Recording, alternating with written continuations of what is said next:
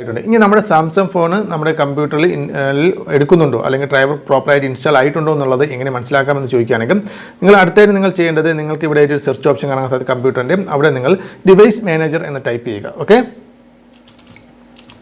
ഇതേപോലെ device manager എന്ന് type ചെയ്യുക. ഡിവൈസ് മാനേജർ എന്ന് ടൈപ്പ് ചെയ്യുമ്പോഴത്തേക്കും നിങ്ങൾക്ക് ഇവിടെ ഒരു ഓപ്ഷൻ മാറും, ഒരു കൺട്രോൾ ഓപ്ഷനാണ്.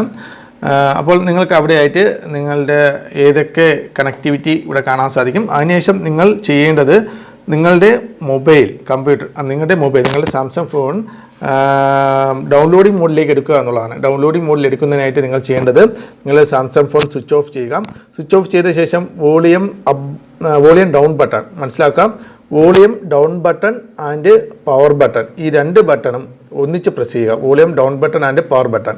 ഹോം ബട്ടൺ ഉള്ള ഒരു ഫോണാണെങ്കിൽ ചില ഫോണുകളിലേ ഹോം ബട്ടൺ കാണുള്ളൂ. ഹോം ബട്ടൺ ഉള്ള ഫോണാണെങ്കിൽ ഹോം ബട്ടൺ കൂടി പ്രസ് ചെയ്യുക. ഹോം ബട്ടൺ ഇല്ലാത്ത ഫോണാണെങ്കിൽ വോളിയം ഡൗൺ ബട്ടണും പവർ ബട്ടണും മാത്രം ഒന്നിച്ച് പ്രസ് ചെയ്യുക. ഓക്കെ, ഇതേപോലെ ഒന്നിച്ച് പ്രസ് ചെയ്യുമ്പോഴത്തേക്കും നിങ്ങൾക്ക് അവിടെയായിട്ട് ഇതേപോലെ ഒരു ഓപ്ഷൻ കാണാം, ഒരു വാർണിംഗ് ഓപ്ഷൻ കാണാൻ സാധിക്കും. ഇതിൽ നിങ്ങൾക്ക് വോളിയം അപ്പ് കണ്ടിന്യൂ എന്ന് പറഞ്ഞ് കാണാൻ സാധിക്കും. ഇതിൽ വോളിയം അപ്പ് എന്ന് പറഞ്ഞ ഓപ്ഷനിൽ ക്ലിക്ക് ചെയ്യുക. അപ്പോഴത്തേക്കും നിങ്ങൾക്ക് ഡൗൺലോഡിംഗ് മോഡ് എത്തും. ഇവിടെ ഡൗൺലോഡിംഗ് എന്ന് പറഞ്ഞ രീതി കാണിക്കും, ഡൗൺലോഡിംഗ് മോഡിലേക്ക് എത്തും. ഇനി നമ്മൾ അടുത്തായിട്ട് നമ്മൾ ചെയ്യേണ്ടത് നമ്മുടെ ഫോണും കമ്പ്യൂട്ടറുമായി കണക്ട് ചെയ്ത് നോക്കുക എന്നുള്ളതാണ്. ഓക്കെ, അതിനായിട്ട് നിങ്ങൾ പ്രോപ്പറായിട്ടുള്ള ഒരു ഡേറ്റ കേബിൾ തന്നെ എടുക്കുക. ഡേറ്റ കേബിളിന് യാതൊരുവിധ ഡാമേജസ് ഒന്നും വരാൻ പാടില്ല. കാരണം ലൂസ് കോൺടാക്റ്റോ വല്ലതൊക്കെ ഉണ്ടെങ്കിൽ ചിലപ്പോൾ സോഫ്റ്റ്വെയർ ഡെഡായി പോകുന്ന ചാൻസ് ഉണ്ട്. അതുകൊണ്ട് പ്രോപ്പറായിട്ടുള്ള USB കേബിൾ തന്നെ നിങ്ങൾ യൂസ് ചെയ്യുക.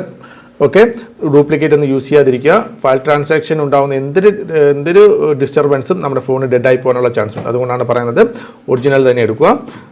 അപ്പോൾ അതിനുശേഷം നമ്മൾ ചെയ്യേണ്ടത് നമ്മുടെ ചാർജിങ് പോർട്ടിൽ ജസ്റ്റ് ഇതൊന്ന് വയറൊന്ന് കണക്ട് ചെയ്ത് നോക്കുക. ഓക്കെ, ഞാനിപ്പോൾ കണക്ട് ചെയ്യുമ്പോഴത്തേക്കും നിങ്ങൾക്ക് ഇവിടെ ഇത് വന്നിരിക്കുന്ന ഒരു കണക്ഷൻ ഒരു ഉദാഹരണമായിട്ട് നിങ്ങൾക്ക് ഇവിടെ ആയിട്ട് യൂണിവേഴ്സൽ സീരീസ് ബസ് കൺട്രോളർ എന്ന് പറഞ്ഞൊരു ഓപ്ഷൻ കാണാൻ സാധിക്കും. ഈ ഒരു ആരോ മാർക്ക് ക്ലിക്ക് ചെയ്യുമ്പോഴത്തേക്കും കണ്ട ഇത്രയും നമുക്ക് കണക്ടിവിറ്റി ഉള്ള കാര്യങ്ങളാണ്. ഇപ്പോൾ ഞാനിത് കണക്ട് ചെയ്യുമ്പോഴത്തേക്കും ഇവിടെ സാംസങ്ങിൻ്റെ ഇത് വരുന്നുണ്ടെങ്കിൽ തീർച്ചയായിട്ടും നമ്മുടെ ഡ്രൈവർ പ്രോപ്പറായിട്ട് ഇൻസ്റ്റാൾ ആയിട്ടുണ്ട് എന്നുള്ളതാണ്. അപ്പോൾ ഞാൻ കണക്ട് ചെയ്ത് നോക്കുകയാണ്. ഓക്കെ, നിങ്ങളിവിടെ നോക്കിക്കോളൂ.